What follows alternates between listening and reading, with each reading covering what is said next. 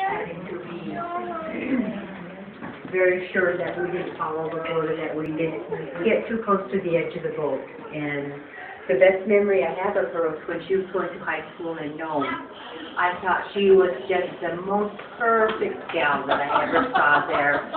To me, she was so sophisticated. I see her walking in the hallways there, and I thought, I want to be just like her. She was a very pretty girl.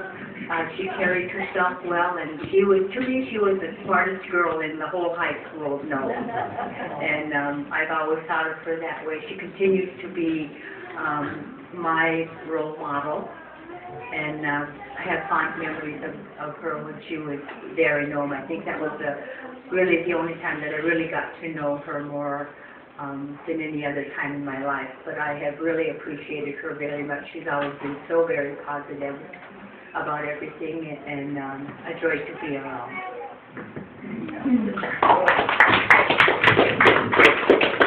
I guess I'll go.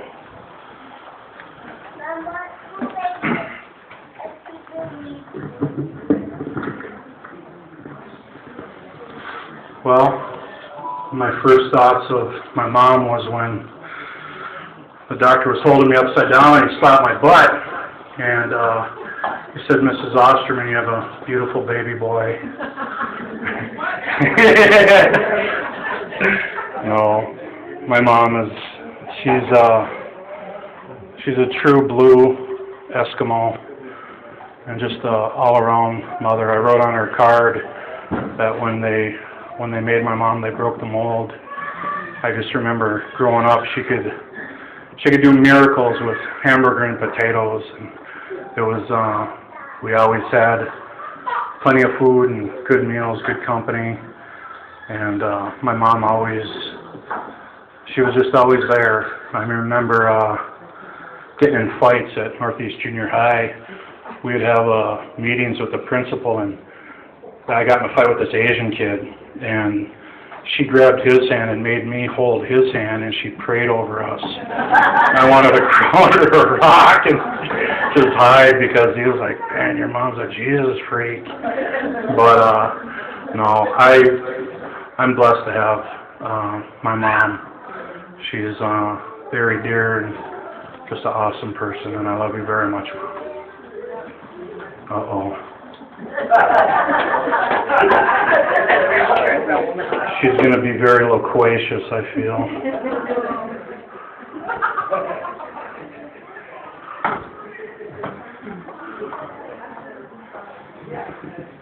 Well, I'm the one that is so blessed to be a part of the Ost family.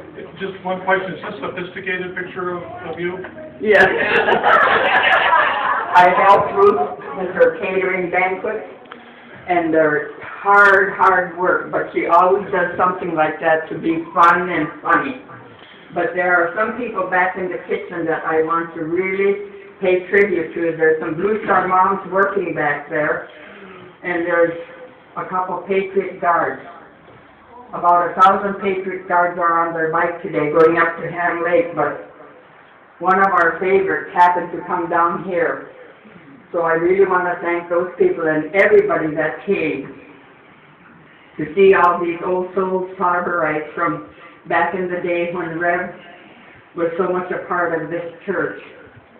How he blessed so many people.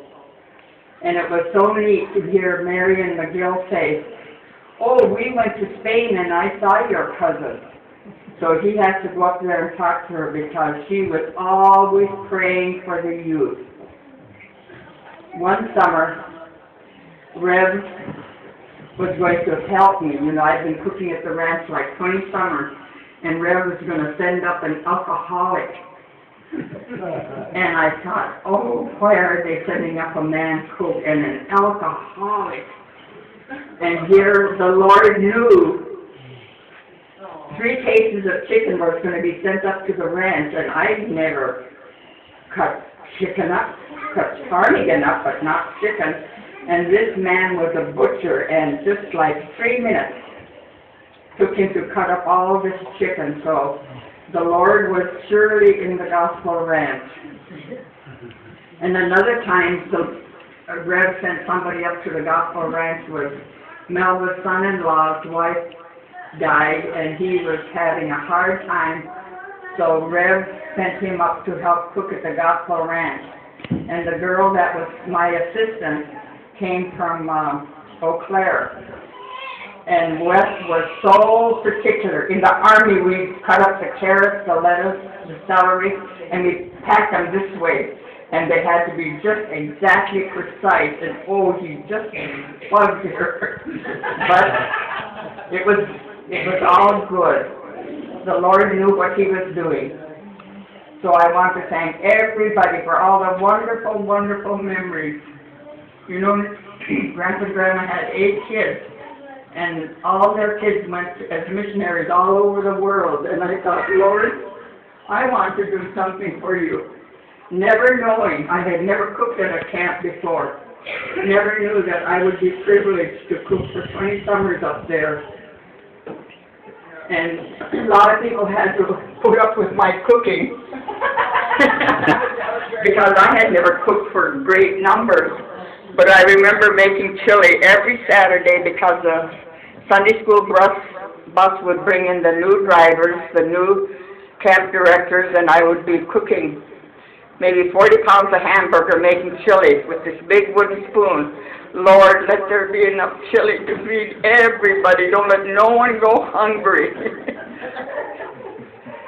And learn to cook caramel rolls up there that Grandma taught me the recipe, you know, just like 12 caramel rolls, and here I was making caramel rolls with 50 pounds of flour.